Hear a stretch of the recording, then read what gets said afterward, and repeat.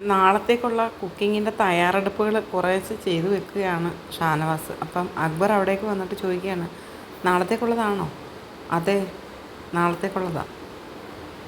ഷാനവാസ് പറയുന്നുണ്ട്, നമുക്ക് ആ മുട്ടയെടുത്ത് മുട്ടക്കറി വെക്കുന്നതായിരിക്കും നല്ലത്. കാരണം കറി വെക്കാൻ പറ്റിയ സാധനങ്ങളൊന്നും ഇവിടെ ഇല്ല.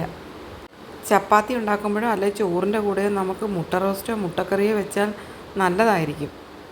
അത് നമുക്കല്ലാതെ ഇൻഡിവിജ്വലായിട്ട് ഓരോരുത്തരെടുത്ത് കഴിക്കാതെ ഇങ്ങനെ ചെയ്യുന്നതായിരിക്കും നല്ലത് എന്ന് ഷാനവാസ് പറയുന്നുണ്ട്. അപ്പോൾ അക്ബർ പറയുന്നുണ്ട്, അനുമോളുടെ എടുത്തല്ലോ. അത് അനുമോളുടെ ഇല്ലേ, അവളെടുത്തോട്ടെ. ബാക്കിയുള്ളവരുടെ എല്ലാവരുടെയും കൂടി ഇട്ടാൽ നമുക്ക് ഒരു മുട്ട റോസ്റ്റോ മുട്ടക്കറിയോ വെക്കാമെന്ന് പറയുന്നു.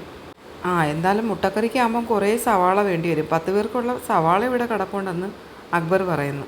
ഷാനവാസ് പറഞ്ഞുകൊണ്ട്, അതെ, ഇനി മട്ടനും ചിക്കനും ഒന്നും ഇല്ലല്ലോ, അപ്പോൾ പിന്നെ ഈ മുട്ടക്കറി വെക്കാം. ഈ സവാള കൂടുതൽ വേണ്ടി വരും, എന്നാലും ഇതുകൊണ്ട് അഡ്ജസ്റ്റ് ചെയ്ത് നമുക്ക് ഉണ്ടാക്കാം. അപ്പോൾ അക്ബർ പറയാണ്, കുറച്ച് പിടിച്ച് കൊടുക്കേണ്ടി വരും.